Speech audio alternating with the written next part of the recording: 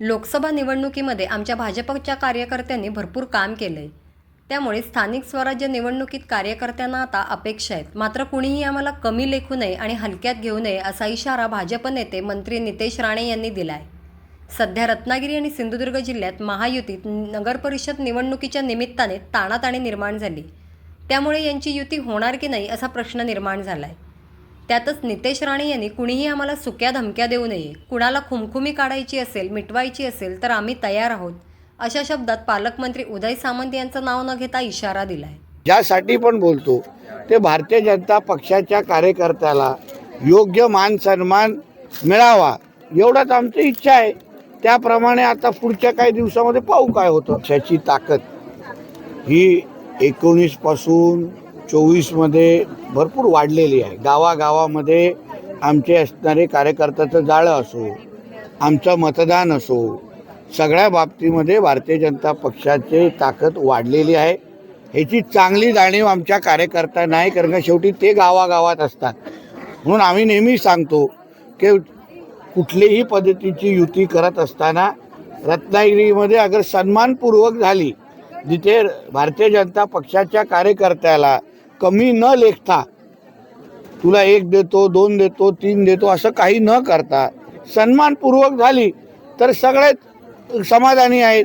अगर नाही झाली तर मग रत्नागिरीचा भारतीय जनता पक्षाच्या कार्यकर्ता तसा सक्षम आहे. कारण का लोकसभेच्या निवडणुकीमध्ये अखेर भारतीय जनता पक्षाच्याच कार्यकर्त्यांनी आमच्या खासदार राणे साहेबांच्या निवडणुकीमध्ये भरपूर काम केलं, दिवस रात्र काम केलं. म्हणून कार्यकर्त्याला आता अपेक्षा आहे की बाबा आता आमच्या निवडणुका आहेत, आमच्या निवडणुकीमध्ये सन्मानपूर्वक व्हावं, कोणी आम्हाला कमी लेखू नये, हलक्यात घेऊ नये, कोणी आम्हाला सुक्या धमक्या देऊ नये, कोणाला खुमखुमी काढायची असेल, मिटवायची असेल तर आम्हीही तयार आहोत अशा पद्धतीच्या धमक्या देऊ नये एवढीच प्रत्येक कार्यकर्त्याची इच्छा आहे. आणि त्या अनुसार अगर कार्यकर्त्यांनी आपल्या आपल्या पद्धतीने अगर भूमिका मांडत असतील तर त्याची दखल निश्चित पद्धतीने पक्षश्रेष्ठी घेतील. दुबार चोरीचा मुद्दा आहे तो परत आलेला पाहायला मिळतोय. मनसेने ठिकाणी दुबार जे वोटर्स आहेत मुंबईमध्ये त्यांचे आयडेंटिफिकेशन करण्यासाठी काही टीम नेमलेले आहेत.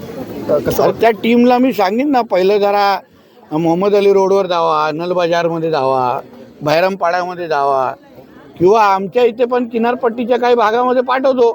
कसे दुबार, चौबार, 10 बार सगळे आहेत. हां, आणि ते नेमके आमचे आहेत का किंवा बांगलादेशी आहेत, रोहिंग्या आहेत, पाकिस्तानी आहेत.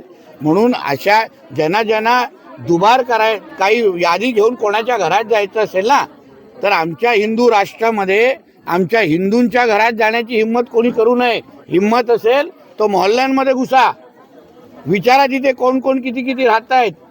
मदरशामध्ये जाऊन विचारा काय काय चाललंय तिथे. याद्या दाखवण्याची एवढी हिंमत असेल ना तर तिथे जाऊन मोहल्ल्यांमध्ये घुसा आणि विचारा की कोण किती असतं, कसे असतं. सगळेच बुरखा घालून मतदान करणाऱ्या महिलाच असतात का हेही थोडं तपासणी करा. तिथे बडवण्याची भाषा करा ना जरा मोहल्ल्यामध्ये जाऊन, मग आम्ही बघू. सर, आपल्याला आयोगाची नोटीस आली आहे. आपण राज्यासाठी कुठला आयोग? अल्पसंख्याक माझ्या हातात आलेली नाही. त्यांनी त्याचं काम करावं, मी माझं काम करतो. हां, हिंदू राष्ट्रासाठी, हिंदुत्वासाठी मी सदैव बोलत राहणार. त्यांना त्यांचं काय काम करायचं असेल त्यांनी नोटीस पाठवत राहावं. सर, आज कार्यक्रमाला राष्ट्रसेविका समितीच्या धन्यवाद. कार्यक्रमाबद्दल विचारलं काय एकूणच सांगाल, कारण मगाशी तुम्ही त्या अनावरण देखील केलेलं आहात. नाही, क्रांतिकारक फडकेजींच्या शिलालेखाचं अनावरण आज ह्या गावामध्ये झालं. त्याचबरोबर राष्ट्रीय समिती आणि रेणुका प्रतिष्ठान मिळून, रत्नागिरी मिळून हा अतिशय सुंदर आणि महिला सशक्तीकरण आणि महिला माता भगिनींना त्यांना सशक्त आणि स्वावलंबी आणि शक्तिमान बनवण्याच्या दृष्टिकोनातून हा अतिशय उपयुक्त असा कार्यक्रम आता इथे आयोजित केला होता. विविध क्षेत्रातला माता भगिनींचा मान सन्मानही केला. आमच्या अभ्यंकरताई असतील, अन्य ज्येष्ठ सहकारी ताईंनी अतिशय चांगलं उपयुक्त फडकेजींचं पूर्ण त्यांनी जो इतिहास घडवलेला आहे त्याहीबद्दल तो ज्वलंत इतिहास आमच्यासमोर मांडण्याचं काम केलं. अतिशय प्रेरणादायी हा कार्यक्रम होता. धन्यवाद.